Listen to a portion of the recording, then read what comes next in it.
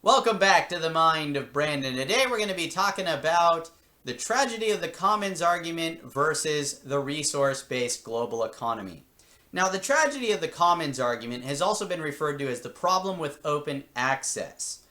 And arguments like this will sometimes come up against the concept of the resource-based global economy because, of course, it's a system where, food, clothing, shelter, medicine, education, transportation, entertainment, plumbing, electricity, right? Things are made available to people without a price tag because the monetary system has been rendered obsolete by declaring the earth and its resources as the common heritage of all the world's people and automating all the jobs that no one wants to do. So today we're going to be watching a couple of different YouTube videos talking about the problem of open access, trying to decide if there's any validity to what they have to say, and if, this is an argument that can even be applied to the resource-based global economy as advocated by Jacques Fresco, the founder of the organization known as the Venus Project. Look at this place, a big public park. It's a big space where anyone can come. No one person owns this. Everyone shares it. Sharing is caring, it can be fun. It feels good, just like this children's song makes you feel good about sharing. Sharing is caring, it can be fun. And when I asked, What's better, public or private? most people said, Well, obviously public. If it were private, they'd probably charge you a fee for looking. Wouldn't you say public? Otherwise we wouldn't be here right now, right? But wait, is that true?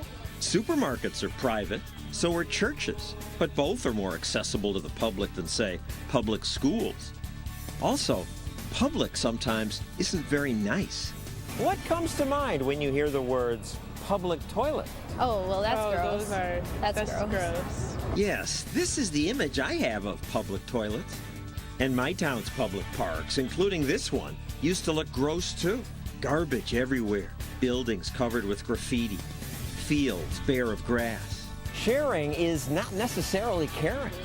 Sharing can mean neglect. But then, why is this park now so nice? Because it's under new management, private management.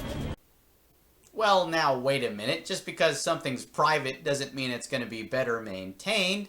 I mean, just think of all the people that clutter up their homes or their car, all the hoarders. Just think of how slobby some people are with their own stuff. They don't care, right?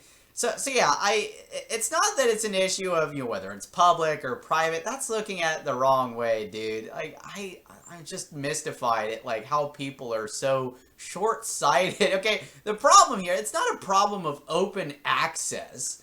The problem is depending on people to do things that they have little or no incentive to do.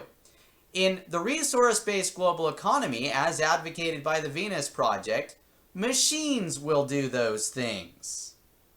Now, if when I said machines will do these things, you pictured some emotional C-3PO or an evil Terminator robot, something like that, that is not what I'm talking about, okay?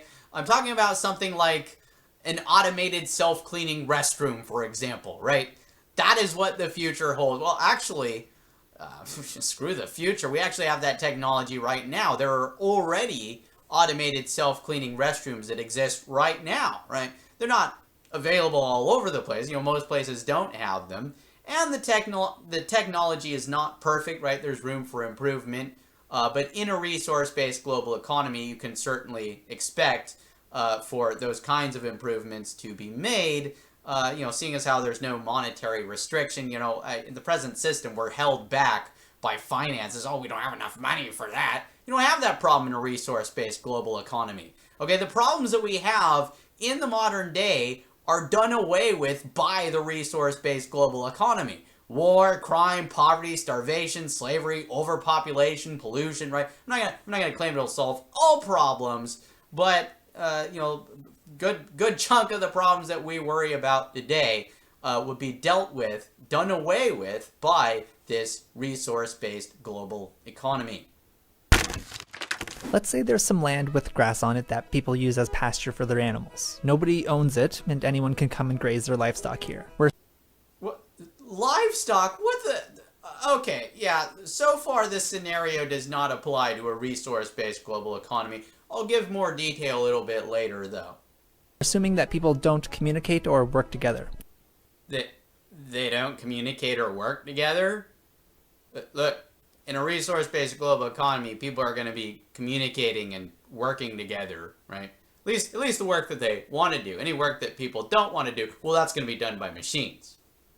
So we would call this an open access field. Let's assume the number of animals this field can feed is based on the quantity and quality of the grass, which is based on the health of the soil. And it can only hold this many animals. This is the carrying capacity. If animals are added beyond this, the grass can't regrow fast enough to support them all. Also, the grass protects the soil from erosion. If too many animals are around, the field may decline in productivity, lowering the carrying capacity. The animals will be less healthy and provide lesser quality products, lowering the profit each animal provides. What, profit? What, like this is a monetary system? Look, the resource-based global economy is a system that has rendered money obsolete. There's no point in having it anymore.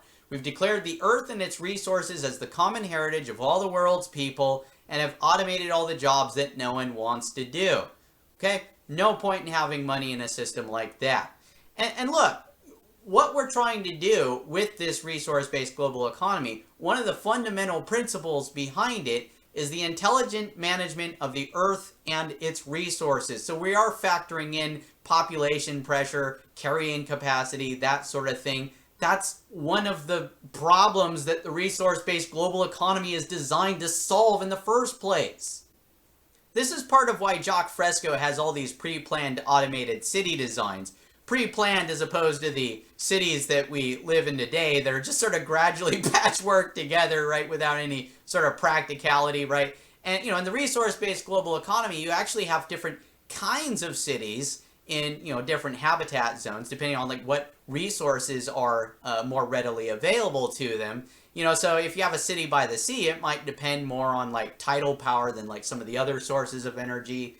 Particularly sunny area, it might depend more on solar panel, right? You might have a city that depends more on wind power, or that's the kind of stuff we want to factor in.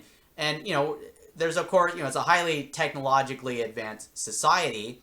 It's not even necessarily technology that doesn't already exist today. It's just technology, it's the present day technological capability that is being made more ubiquitously available to everyone all over the world, okay? And so that means that we get to do a geological survey. We get to have an understanding of, you know, what resources are actually available to us. What are we running low on? What do we have in abundance? And of course, if we're running low on something, are there alternatives that we can use for that resource? Is there a way to produce that resource in more abundance? Okay, this is all stuff that the resource-based global economy is designed to factor in. So it's in this group's best interest to keep the number of animals on the field at or below the carrying capacity. But every herdsman that puts an animal on the field will get the direct benefit that that animal provides for them. But so this guy's talking about using animals, you know, making money off of them, using them for their meat, their wool, that sort of thing. And we're just not going to see stuff like that in the resource-based global economy. You don't need to do that because we don't kill animals. What, you mean we're all vegetarians in your new world? We don't experiment on... No, I'm not vegetarian. No, nanotechnology. In your new, you know what Venus project, nanotechnology I've got to ask this because I like eating meat. You know what nanotechnology is? I do know what nanotechnology is. Taking atoms and arranging them in whatever molecular structure you want. The nanotechnologists tell me they're 15 years away from it. So we can make a steak without killing They'll be able to make steak a calf. or anything you want without mining it anymore. the problem with applying this model to the real world is that we have to assume, among other things, that people don't communicate or work together, which isn't true. With a field like this, people will generally get together and make plans about its use. They may act as a single unit or just partition it into sections, and they'll regulate the number of people that can use it. And if people are working together and communicating, then it's not really open access. It's not like every management situation is open access until somebody does something about it. So you don't tend to see the open access problem because people don't work together. You tend to see it in situations where people can't work together. So hopefully this video helps demonstrate that the tragedy of the commons argument doesn't really apply to the resource-based global economy as advocated by the Venus Project. And this concept of there being a problem with open access, that's just erroneous concept to begin with. So hopefully this video demonstrated that for you guys. Let me know what you think. Does it do a good job of that? Have fun down in the comment section down below. And go ahead and give this video a thumbs up and share it with other people. If you're interested in watching my future videos, then subscribe to this channel if you haven't already. And I will see you all in the next one. So have a good one, guys, and peace.